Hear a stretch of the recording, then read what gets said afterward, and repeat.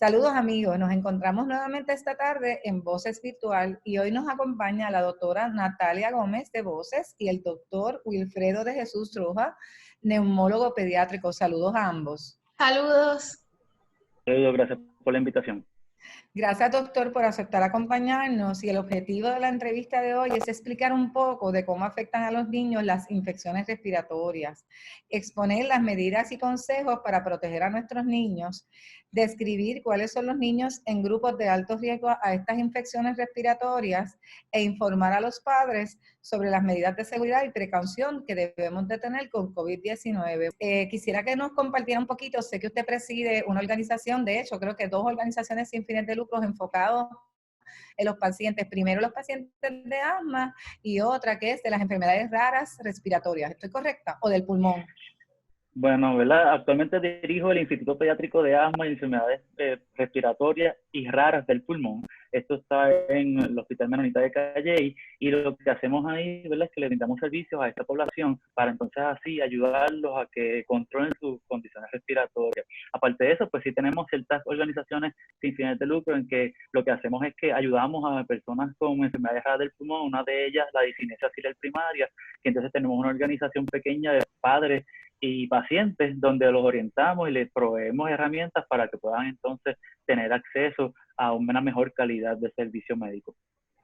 Excelente, porque en realidad, ¿verdad?, en la medida que podamos los pacientes es que entonces podemos, ¿verdad?, darle apoyo a esos papás que a veces tienen que lidiar, sobre todo esos papás que a veces tienen los niños asma o otras condiciones, a veces uno los ve que se desesperan en lo que aprenden a lidiar ¿verdad?, con la condición de sus hijos. Natalia, creo que tenemos unas preguntas que nos han compartido, ¿verdad?, varios padres de nuestros programas que quisiéramos compartir con el doctor.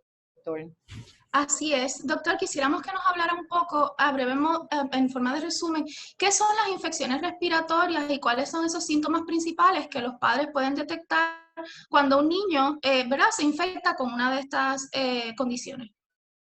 Sí, ¿verdad?, hay que hacer cierta salvedad de que existe un sinnúmero de condiciones respiratorias. Por ejemplo, existen condiciones virales, que son las causadas por los virus.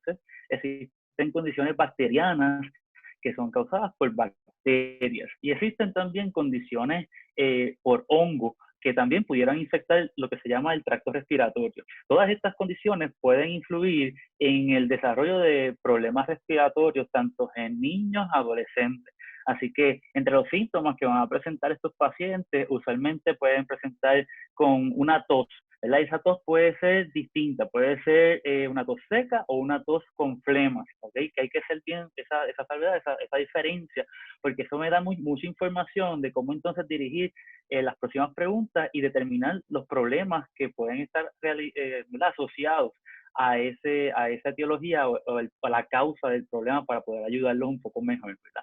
Otra de las cosas que pueden presentar es fiebre, ¿verdad? Muchas de las condiciones virales y pueden causar fiebre, ¿verdad? Y definiendo fiebre como 38,5 por encima de eso o 100,4, ¿verdad? Como lo define la Academia de Pediatría. Entre otras cosas, pues, si muchas veces el paciente puede presentar con flemas, ¿verdad?, secreciones aumentadas tanto por la nariz, ¿verdad?, cuando tose, y algunos de estos pacientes pueden necesitar, ¿verdad?, evaluarse un poco más profundo cuando llegan a tener lo que se llama falta de oxígeno, o, ¿verdad?, por el hecho de que estas infecciones pueden atacar el tracto respiratorio, los pulmones. Pues entonces eso le puede ir bajando las defensas del cuerpo y eventualmente el oxígeno lo que lo hace llegar a la sala de emergencia para poder buscar ayuda, ¿okay?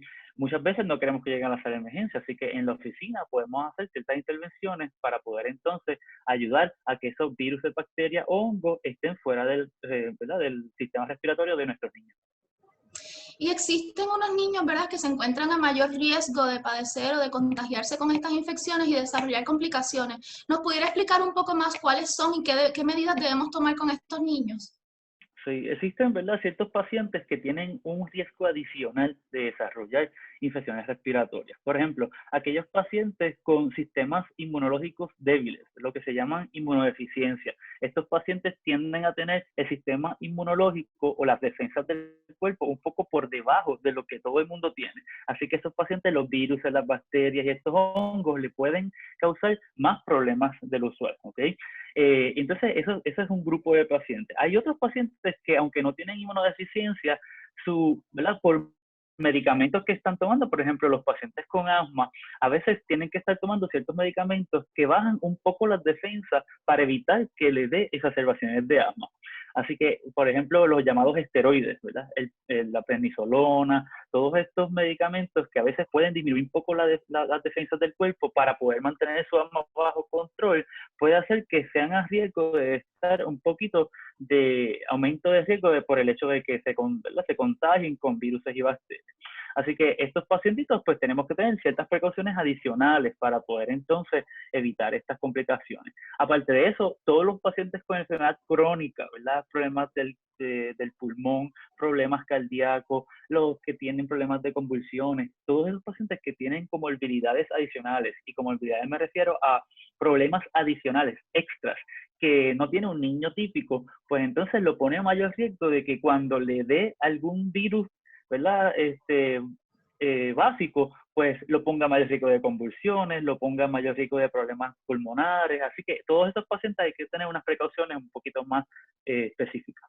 Sí, por lo tanto, es importante que los padres y las madres, ¿verdad?, mantengan una comunicación directa con sus pediatras, con los neumólogos, para saber cuáles son las medidas que deben de tomar y proteger a estos niños, ¿verdad?, que se encuentran en diferentes tratamientos médicos o con condiciones que los afecten, y evitar el futuro desarrollo de complicaciones por estas infecciones. Al hablar de Importante prevención, entender, ¿verdad?, que en este periodo de la emergencia hay que tomar en consideración que tal vez los pediatras y los especialistas no estamos tan accesibles en una oficina médica para poder entonces darle todos los servicios, más sin embargo, a través de la telemedicina o videoconferencias, ¿verdad?, podemos utilizar ciertas herramientas que nos ayudan a nosotros a poder vernos a través de la cámara, tanto del celular o de la computadora, y así poder darles recomendaciones y para poder entonces evitar llegar a la sala de emergencia y pues estar expuesto a otros virus, como por ejemplo el COVID-19,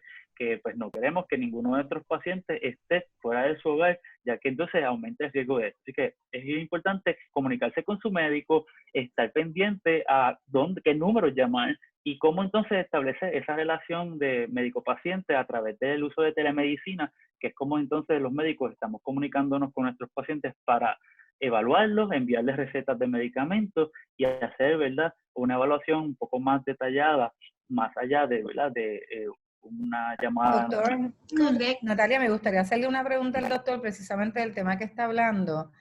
Y es que nos preocupa grandemente, hemos hablado con varios pediatras y pues obviamente con el temor de COVID-19 y ante la emergencia que estamos viviendo, pues no necesariamente están visitando a sus médicos ni se están comunicando. Entonces creo que es importante, ¿verdad?, que usted como pediatra y neumólogo pediátrico le aclaremos a los padres cuándo diferenciamos entre cuándo visitar a ese médico y cuándo, o sea, cuándo me debo quedar y consultarlo versus cuándo yo tengo una emergencia real respiratoria, donde sí debo de comunicarme como médico o visitar una sala de emergencia, porque está habiendo mucha confusión donde nadie puede ir a una sala de emergencia. No, la realidad es que no, la realidad es que hay unas situaciones donde los padres sí tienen que tomar las medidas necesarias para eso, y nos gustaría que, antes de que Natalia siga, ¿verdad?, con las preguntas que ya tenemos establecidas, me parece que acaba de traer un tema que es importante que aclaremos. ¿Cuáles son No, sí, esos síntomas que ameritan visitar una sala de emergencia y que son, ¿verdad?, que los niños corren riesgo, su vida pudiera estar en peligro? Exacto. Pues ciertamente, exacto, ciertamente las enfermedades, ¿verdad?, y los síntomas se pueden clasificar entre leve, moderado y severo, ¿verdad? Cuando un paciente tiene una condición leve, ¿verdad?, y estamos hablando de un poco de tos, fiebre, el primer inicio de fiebre, pues eso uno puede de cierta manera llamar a su pediatra. Ese es el momento para llamar a su pediatra y tomar las medidas necesarias para que entonces no tengamos, ¿verdad?, que llegar a la emergencia si no es necesario. Ahora, si el paciente empieza a tener una fiebre más alta que no mejora con los medicamentos que estamos utilizando, que ya empieza a tener problemas, por ejemplo, como vómitos recurrentes, donde ya no está aguantando los medicamentos que ya se le están administrando, cuando el paciente empieza a quejarse por falta de aire o que no puede respirar, ¿ok? Esas son indicaciones que aparte de que usted va a ir llamando a su médico para estar pendiente, ¿verdad?, qué recomendaciones le va a estar dando, ya uno tiene que ir pensando en ir preparándonos para poder movernos a una sala de emergencia para que así tenga una evaluación más detallada, ¿verdad? Que note que su niño se pone morado, ¿verdad?, alrededor de los labios, en las manitas y en los pies. Esas son consideraciones que uno tiene que tomar para poder entonces, aparte de ir llamando a su médico, ir movilizándose hacia una sala de emergencia para poder entonces evaluar la razón de esa, ¿verdad?, de esos síntomas nuevos. Si su médico le instruye que vamos a hacer un paso, posiblemente le va a repetir una llamada en 1 o 2 días para verificar cómo está, pues entonces usted puede quedarse seguro en su casa, monitoreando cada 4 horas, ¿verdad?, esa fiebre y esos síntomas. Sin embargo, si el paciente desarrolla alguno de los síntomas entre moderados o severos, como los que hablamos, entonces hay que movilizarnos a la sala de emergencia. Y bien importante en esa misma línea, doctor, de lo que mencionaba, lo que son los infantes o esos niños menores de 2 años que quizás no pueden expresar lo que están sintiendo, que los padres estén alerta de, por ejemplo, niños que presenten sibilancias o esos signos visuales que podemos ver, por ejemplo, el hundimiento de las costillas, que son alertas que debemos estar atentos como padres para llevar a un niño a una sala de emergencia. Ciertamente, ¿verdad? Esa tos que no mejora, que ya uno siente que el paciente ha hecho todo por mejorar, te estamos dando las terapias. Si usted si un paciente asmático y usted le está dando terapia, ¿verdad?, se le instruye a darle terapias cada 4 horas y todavía al final de esas 4 horas el niño todavía no se ve como tiene una mejoría y usted piensa que debería darle cada 3, cada 2 horas. Esas son indicaciones para ir a la sala de emergencia, porque no es, ¿verdad?, no es una manera lógica de darle medicamentos a tan seguido, ¿verdad? Si estamos en la casa, son cositas que hacemos en el hospital, así que no le vamos a estar dando terapias cada 2 horas si es que, si no estamos en un setting de hospital, ¿verdad?, en un lugar hospitalario. Claro, donde se puedan manejar las complicaciones. Eso es lo más importante. Exacto. Por eso recalcamos en esa comunicación con el médico y atención a los síntomas. Doctor, y cuando hablamos de los pacientes que padecen de infecciones respiratorias, sabemos que luego de padecer estas infecciones, pueden desarrollar unas complicaciones. ¿Cuáles pueden ser estas? Pues mira, las complicaciones en general, la mayoría de los niños, y usualmente esto es lo bonito de la pediatría, es que los niños tienden a sanar mucho más rápido que los adultos. Y usualmente, ¿verdad?, cuando yo hablo con los papás, le digo, mira, tu hijo está respirando aquí al 100%. Cuando le da una infección respiratoria, para que ustedes entiendan, pues le baja a 80, ¿verdad?, su capacidad respiratoria. Entonces, usualmente a partir de 7 a 14 días, ya los niños, después de una infección respiratoria, vuelven otra vez a llegar a 100%. ¿Ok? Así que muchos de los niños no van a tener muchas complicaciones respiratorias, por ejemplo, después de un virus. ¿Por qué? Porque su capacidad del pulmón, aparte que es un pulmón que está creciendo. Importante recordar que el pulmón crece durante los primeros 2 años de vida, lo más importante es esos primeros 2 años, pero luego sigue creciendo hasta los 8 años. Así que lo que hacemos es que ese pulmón, aunque tuvo una pequeña cicatriz, ¿verdad?, porque cada vez que uno le da alguna pulmonía, algún virus o bacteria, deja cierta cicatriz en el pulmón, ese pulmón sigue creciendo en otras áreas y compensa y puede llegar otra vez hasta la 100% de capacidad. Ahora, el virus del coronavirus es un nuevo virus, así que no sabemos cómo esos niños van a responder. Esperemos que se comporten como otros virus, donde su capacidad pueda subir a 100%, pero sí sabemos que en estudios que se han hecho en otros países, específicamente en adultos, esos adultos que les dio el coronavirus desarrollaron una capacidad pulmonar 20% por debajo de lo que era esperado para su edad. Así que lo que queremos con esto es prevenir a toda costa que los niños tengan el coronavirus, porque no sabemos cómo van a reaccionar. Esperemos que no sea tan fuerte, pero puede desarrollar, sí, en adultos cierta disminución en la capacidad respiratoria, y eso totalmente no lo queremos ver en niños.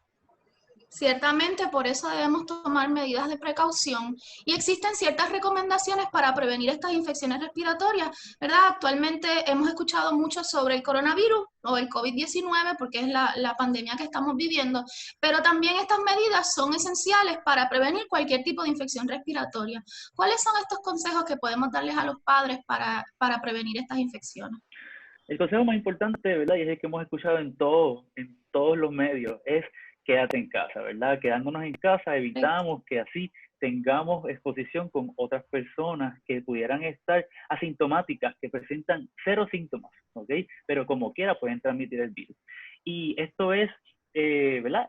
Quedándonos en casa es que vamos a poder evitar eso. Por ejemplo, ciertamente nosotros los adultos tenemos que ir a la farmacia, tenemos que ir tal vez al supermercado a buscar alimentos, pero es innecesario que tengamos niños en las farmacias, ¿verdad? En los supermercados, para tratar de evitar eso, ¿verdad? Recientemente, a modo de verdad, le cuento, fui a un supermercado y había toda una familia completa, mamá, papá, niños, etcétera.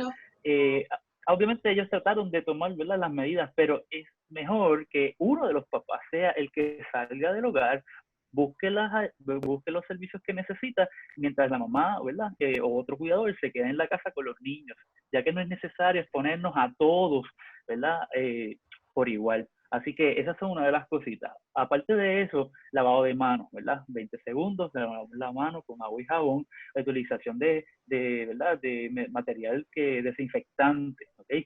Importante aquí hacer una pausa. ¿Por qué? Porque los desinfectantes, aunque son muy, muy bien importantes para evitar entonces los virus y las bacterias, también pueden tener unos olores fuertes. Y en pacientes con asma, estos asmáticos a veces pueden ser desencadenantes de un ataque de asma. Así que yo siempre digo, vamos a desinfectarnos con precaución, ¿verdad? Vamos a utilizar esos olores que no nos causan o no son irritantes al sistema respiratorio, para que así no nos den las sibilancias que hablamos, los broncoespasmos o los ataques de asma que nos harían llegar a una sala de emergencia, no por el coronavirus, sino porque nuestra condición respiratoria, por estar utilizando el lavado de manos o el hand sanitizer tanto, pues entonces nos puede causar que lleguemos a la sala de emergencia. Y así no que son solamente... Sí, no solamente haciendo, ¿verdad?, la pausa de los desinfectantes a base de alcohol, sino que también hemos escuchado en todas partes que debemos tener una buena higiene y una limpieza o desinfección de nuestros hogares y de las superficies que estamos en constante, ¿verdad?, contacto. Y a una preocupación son los detergentes al alcance de los niños y esos olores también que expiden estos químicos. Así que es bien importante, de la misma forma como evitar una exposición a los olores fuertes que tienen los desinfectantes de alcohol, también a estos productos de limpieza. Obviamente en las casas ahora mismo estamos siendo un poco más como compulsivos con la limpieza de la superficie, los juguetes de los niños, etcétera. Así que a los padres que nos están viendo, pues siempre va a utilizar esos productos que no le causen esa irritación excesiva al sistema respiratorio, y que si usted nota, por ejemplo, que usted le desinfectó los juguetes de su niño y después cuando su niño está jugando con ellos empieza a tener una tos seca, esa tos seca puede ser relacionado al uso de esos desinfectantes y que le están causando un poco de sibilancias. O sea que es importante que entonces usted tome esa precaución y utilicemos otro tipo de productos, tal vez no tiene que ser con un 100% de alcohol, tal vez tiene que ser, ¿verdad? Lo importante es que sean por encima de 60, ¿verdad? O utilizar entonces ciertas otras recomendaciones, por ejemplo, limpiarlos, dejarlos que se sequen completamente para que entonces así el producto se evapore todo lo que sea posible, para luego entonces darle el acceso a los niños. Y en la casa hay que tener también las precauciones de que no vamos a envasar los productos, ¿verdad?, por el riesgo de intoxicación ¿verdad?, de ciertos productos en envases que no están autorizados para ellos, para que entonces así evitemos la intoxicación y que niños, por la curiosidad, porque están mayor tiempo ahora mismo en la casa, pues entonces se crean que, ¿verdad?, un envase de jugo contiene jugo en vez de contener los productos. Un detergente. Excelente recomendación, doctor. Muchas gracias. Sí, entre otras de las recomendaciones, doctor, es que, ¿verdad?, vemos familias donde alguno de sus padres o familiares fuman o consumen algún producto derivado del tabaco. ¿Cuál es esa recomendación para los padres, con tanto niños con condiciones crónicas como cualquier niño viviendo en el hogar, ahora que estamos todo el tiempo, ¿verdad?, en las casas? Sí, sabemos que el humo de cigarrillo, tanto de primera, segunda y tercera mano, afectan la capacidad pulmonar de todo el mundo en la casa, ¿verdad? Tanto los niños como los adultos. Así que si usted ha determinado en algún momento dejar de fumar, este es el momento. no hay que tomar marcha atrás. No queremos que los niños estén expuestos al humo del cigarrillo. ¿Por qué? Porque esto aumenta el riesgo de desarrollar pulmonía solamente por el hecho de que alguien fume en la casa. Lo aumenta el riesgo de exacerbaciones de asma solamente porque alguien fuma en la casa y nos pone mayor a riesgo de coronavirus, ¿ok? Aunque no hay muchos estudios que digan, solamente pensar que usted para fumar tiene que llevarse el cigarrillo a la boca y quitárselo, ya usted está aumentando el riesgo de llevarse gérmenes de la mano a la boca, a la cara, e infectarse con el coronavirus, ¿ok? Aparte de que no solamente estamos hablando, ¿verdad?, de los cigarrillos tradicionales, también hay que tomar en consideración los productos de cigarrillos electrónicos, ¿ok? Y lo que se llama el vaping. El vaping también puede hacer daño pulmonar y ahora mismo también, pues el hecho de que estemos consumiendo los cigarrillos electrónicos con mayor uso, tal vez por la ansiedad, o adolescentes que ¿verdad?, están en la cuarentena y estos papás tienen que ser un poco, tienen adolescentes en la casa, tienen que estar más pendientes de sus adolescentes porque ¿verdad?, entre el aburrimiento pueden desarrollar ciertas otras maneras de distraerse y una de ellas puede ser tener acceso a cigarrillos electrónicos que los consiguen por eBay, por todas las plataformas, etcétera, y pueden llegar a la casa aunque no necesariamente pueda salir a comprarlo. Correcto. Otra de las medidas, doctor, que hemos escuchado es si hay algún miembro o familiar ¿verdad?, esa familia, valga la redundancia, que está enfermo, que presenta síntomas de tos o fiebre. ¿Cuál debe ser ese aislamiento en el hogar para proteger a los niños? Pues mira, es bien difícil, ¿verdad?, hacer ese tipo de aislamiento. Por ejemplo, si uno de las personas que está en la casa, mamá, papá, abuelo, tiene coronavirus, la recomendación perfecta, ideal, sería remover a esa persona a otra casa, ¿verdad?, que pudiera tener cierto espacio solo, ¿verdad?, para poder entonces prevenir que los demás tengan. Si esa posibilidad no es accesible, ¿verdad?, porque sabemos que no todo el mundo, ¿verdad?, puede hacer eso, la recomendación entonces es aislar a esa persona en un cuarto, idealmente con un baño que nada más utilice esa persona, si es que la casa tiene más de un baño, y entonces así evitar el uso de esas áreas en común donde entonces pueda haber contacto entre las personas que tienen coronavirus y los que no, ¿ok? Aparte de eso, también se recomienda que esa persona que tiene coronavirus siempre esté con su mascarilla, que esté aislado y que aparte de eso, pues tenga sus propios utensilios, su propio vaso, su propio plato, su propia toalla, para que entonces así evitemos que el coronavirus pase a otras personas. Correcto. Es importante, usted mencionó el uso de las mascarillas y hemos escuchado, ¿verdad?, de que ahora las estamos haciendo de tela, de diferentes productos que tenemos a nuestro alcance, pero los niños deben utilizar mascarillas. ¿Qué edades son apropiadas? ¿Cuándo se deben poner? Y si hay algún riesgo de asfixia o alguna otra complicación por el uso de estas mascarillas. Sí, ¿verdad? Existen distintas mascarillas en el mercado, existen las mascarillas de tela, las que son quirúrgicas y las mascarillas como la N95, que no es otra cosa, una mascarilla que tiene un filtro un poco más específico, que filtra el 95% de las partículas y esas usualmente son las que utilizan los médicos en los hospitales, ¿ok? Así que lo importante es que la persona utiliza una mascarilla. Ahora, en pediatría tenemos que tener ciertas recomendaciones. ¿Por qué? Porque la Academia Americana de Pediatría estableció que el límite para poder proveerle una mascarilla a un niño es a partir de los 2 años. ¿Okay? Antes de eso, un niño no debería utilizar una mascarilla. ¿Okay? Ese niño va a estar en su casa, ¿verdad? No debería salir para ningún lado, no debería exponerse a nada. Aparte de eso, esas mascarillas pues sí pueden ser las de tela, ¿verdad? Entre más capitas de tela tengan mejor porque más filtros va a tener. Y pues la otra consideración es que no necesariamente es para todos los niños por encima de 2 años. ¿Por qué? Porque hay niños con condiciones especiales. Por ejemplo, condiciones que lo inhabilitan a él a poder quitarse la mascarilla en caso de que se sienta asfixiado. Por ejemplo, pacientes con palesía cerebral, encamados, pacientes en ventilación mecánica. Todos estos pacientes, pues no hay que poner una mascarilla, ¿verdad? Porque ellos están a mayor riesgo de asfixia por el hecho de que si usted le pone un paño en la cara para poder entonces cubrirle por el coronavirus, este paciente tal vez cuando se sienta asfixiado asfixiado, no va a poder tener, ¿verdad?, el movimiento motor para poder quitarse esa mascarilla y protegerse de la asfixia. Así que no queremos que pacientes por encima de 2 años que no puedan ellos mismos quitarse la mascarilla en caso de que se sientan asfixiados o que lo utilicen. Esto igualmente, ¿verdad?, a modo de consejo, igualmente con los envejecientes. Si el envejeciente es capaz de removerse la mascarilla cuando él esté, ¿verdad?, con más calor, cuando se sienta sofocado, pues sí, ¿verdad?, se le puede dar, pero si no es un envejeciente que tiene la capacidad para removerse la mascarilla, es mejor no ponérsela. O sea que la recomendación sería que los familiares que viven con ese paciente sean los que utilicen la mascarilla, pero no el paciente como tal. Exacto, en esos casos específicos. Me Los gustaría niños perdón, Natalia.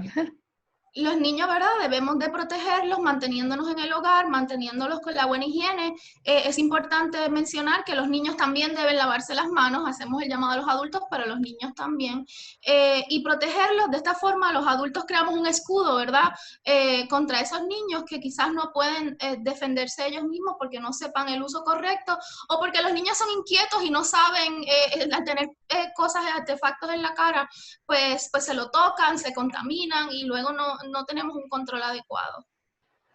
A mí me gustaría mover la conversación un poquito, doctora, a hablar un poquito de vacunación. Hemos compartido, ¿verdad?, con varios de sus colegas y realmente tenemos que reconocer que estamos viviendo un momento donde tenemos un mundo sin vacunas cuando hablamos de COVID-19.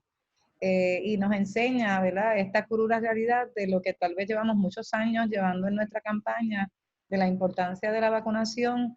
Y quisiera, ¿verdad?, escuchar de sus recomendaciones. Si en este momento los padres, sobre todo esos primeros 2 años, deben de tener la vacunación de sus hijos, porque pues nos están diciendo quédate en casa, nos están diciendo que no expongas a los niños, pero ¿qué hacemos con ese calendario de inmunización en esos primeros 2 años de los niños? Sobre todo ese paciente, ¿verdad?, en el área que hemos conversado, que usted mismo me ha dicho, Lili, me preocupa porque no me le quieren poner tal vacuna, esta vacuna. O sea, ¿qué nos tiene que decir sobre ese tema?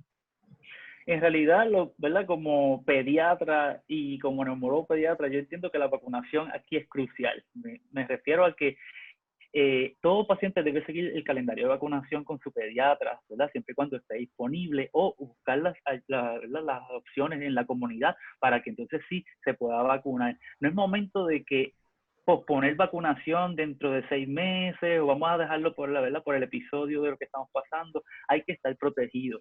Es importante recalcar que aunque no tenemos una vacuna actualmente para el coronavirus 19, muchas personas quisiéramos que encontráramos una vacuna. Así que, ¿por qué no ponernos las vacunas que ya existen para entonces evitar que, aparte del coronavirus, vengan otras pandemias y nos ataquen, ¿verdad?, a nuestras poblaciones más susceptibles, ¿ok? Importante recalcar que el primer caso que se detectó en República Dominicana con coronavirus fue un caso donde él tenía concomitantemente influenza, le dio los 2 a la misma vez. Así que importante que queremos, ¿verdad?, aunque no exista una vacuna para el coronavirus, si podemos, ¿cuándo debemos vacunarnos para la influenza? Pues hoy es la mejor decisión, porque entonces así evitamos que nos dé concomitantemente ambas enfermedades cuando ya cada una de por sí son severas. Me da el pie forzado para precisamente escuchar una recomendación. Nosotros hemos estado corriendo, la doctora Gómez ha estado corriendo un programa, precisamente el programa de G-Start, y lo hemos hecho específicamente porque hemos notado que los niveles de vacunación de influenza en nuestros niños desde los 6 meses hasta los 4 años son bien bajitas. Y en este proyecto, básicamente lo que hemos estado haciendo es precisamente educando al personal, educando a los padres para aumentar estos niveles de vacunación. Y entonces, quisiéramos prepararnos un poco, ¿verdad?, para la próxima temporada. ¿Cuál es su recomendación como neumólogo pediátrico a esos padres con niños entre los primeros 4 años de vida, o más bien los primeros 8 años de vida, para que tengan una idea? La última data que miramos, teníamos más de 8,000 casos de niños con influenza reportados en Puerto Rico y sabemos que eso está underreported, ¿verdad? Como decimos en el buen inglés. Así que, ¿qué recomendación usted le hace a esos padres del programa G-Start y esos padres con niños pequeños? O sea, porque el programa G-Start es un programa educativo, pero los podemos tener en un cuido, los podemos tener en casa, lo podemos tener en cualquier lugar y entonces vemos que papá, esta vacuna en particular es la más que procrastina o pospone. ¿Cuál es su recomendación como neumólogo pediátrico? En realidad nosotros a diario vemos muchísimos casos, ¿verdad?, de influenza, tanto en la clínica como en el hospital.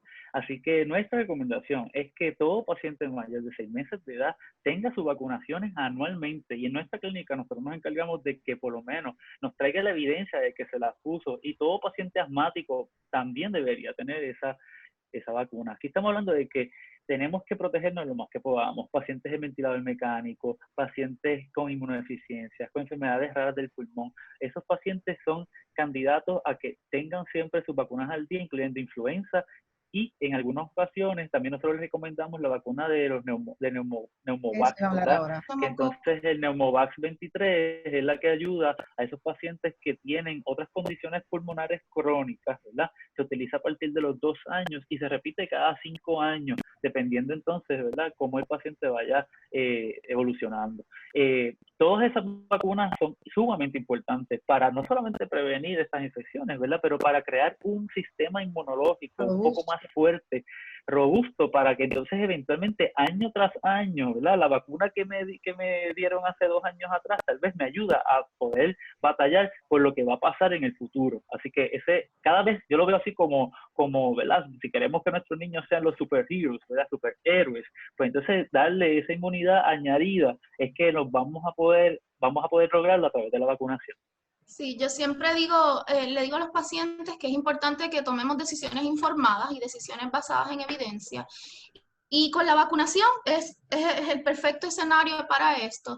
Y por eso la recomendación de que si nos adhiramos al calendario de vacunación, que las vacunas están establecidas según las edades, porque es cuando se ha visto, ¿verdad?, en la literatura que funcionan, que el sistema inmunológico de los niños está preparado para recibirla, para desarrollar los anticuerpos, ¿verdad?, del lugar, según la vacuna que estemos hablando. Así que es bien importante hacerle ese mensaje a los padres de que es necesario seguir el calendario de vacunación según recomiendan el Centro para el Control de Enfermedades, la Academia Americana de Pediatría. ¿Verdad, doctor? Seguir esa línea de prevención, de que son las herramientas que tenemos para protegernos de enfermedades que podemos evitar, y si las tenemos, pues debemos aprovecharlas. Ciertamente la vacunación es y será nuestra mejor arma y defensa, y ahora más en tiempos de coronavirus. Pues muchas gracias, doctor. Yo creo que hemos cubierto, ¿verdad, Natalia? Falta una pregunta y ya, que el doctor me habló. El doctor me habló al principio. Cuando estamos hablando del tratamiento de infecciones asma y desarrollamos hoy pueden desarrollar infecciones respiratorias, ¿qué medidas deben tomar esos padres con niños que tienen condiciones como asma y están en tratamientos con terapias de nebulización y demás? ¿Qué medidas deben tomar esos padres, si deben hacer algún cambio en estos tiempos de coronavirus o debe seguir el tratamiento igual? Pues mira, los pacientes con asma son pacientes, ¿verdad?, que yo le llamo pacientes dependientes de tecnología, ¿verdad? ¿Por qué? Porque tienen sus máquinas de terapia, tienen sus pompitas, sus medicamentos inhalados. Así que estos pacientes específicamente tienen que empezar a hacer más uso de sus terapias por lo que se llama inhaladores, ¿verdad? El inhalador con su aerocámara. Esos medicamentos son los que vamos a promover durante este periodo de emergencia. ¿Por qué? Porque aunque usted tenga su máquina de terapia, sabemos y hay estudios en otros países que han demostrado que el uso de estas máquinas de terapia pueden nebulizar, ¿verdad?, o hacer que el virus se esparza por el aire, ¿ok? Así que si un paciente en la casa tiene coronavirus, o a veces no sabemos, ¿verdad?, porque pues, son pacientes asintomáticos que no presentan ningún síntoma, es importante tratar de evitar el uso de las máquinas de terapia y movernos al uso de la aerocámara con su inhalador. ¿Cómo hacemos esto? Pues vamos a hacerlo, usted va a comunicarse con su neumólogo o con su pediatra para que entonces le envíe la receta a su farmacia con su nuevo inhalador y su aerocámara. Entonces el médico le va a explicar cómo se utiliza si no es que ya usted tiene una. Si usted tiene las dos, pues va a utilizar mejor los inhaladores con su aerocámara y vamos a tratar de evitar. ¿Por qué? Porque no queremos que se nebulice esa partícula del virus y contamine a otras personas en la casa. Eso es lo que estamos haciendo en el hospital y esa es la recomendación en general, ¿ok? Ahora bien, si usted es un paciente adulto, vive solo, y lo que tiene es su máquina de terapia con sus medicamentos, pues ok, porque usted está aislado, puede utilizar su máquina de terapia. Claro. Si usted tiene esa máquina de terapia y es lo único que tiene y usted se siente con dificultad para respirar y no ha podido conseguir ningún otro inhalador, pues vamos a nebulizarnos con precaución. ¿Cómo vamos a hacer eso? Pues para evitar que otras personas se expongan al virus en la casa, pues vamos a nebulizarnos en sitios abiertos, por ejemplo, en la marquesina, en el balcón de la casa, ¿verdad? En áreas que tengan una buena ventilación. No lo vamos a hacer en un cuarto cerrado donde hay más personas con aire acondicionado, donde entonces el aire se va a ir, ¿verdad? Que manteniendo la nebulización, y el virus puede estar hasta 2 o 3 horas en el aire y las personas pueden respirarlo y contagiarse. Así que usted lo hace cerca de una ventana que tenga, ¿verdad?, una buena ventilación, pero no en sitios cerrados con otras personas. Excelente, excelente. Yo creo que realmente es mucha información la que nos ha brindado, doctor. Natalia, gracias por conducir también, ¿verdad?, el conversatorio. Y muchísimas gracias al doctor por apoyarnos en esta iniciativa. Así que, y en resumen, debemos de quedarnos en casa, tomar las medidas de prevención del lugar, una buena higiene de manos, la vacunación, si al niño tiene alguna vacuna pendiente, debe de consultarlo con su pediatra o con su centro de vacunación y completarlo lo antes posible para prevenirlo, y tomar las medidas de aislamiento y recomendadas por todos los entes de salud para protegernos de estas infecciones. Muchas gracias a ambos y espero que nos podamos volver a conversar pronto, doctor. Muchas gracias. Bueno, muchísimas gracias por la invitación. Muchísimas gracias.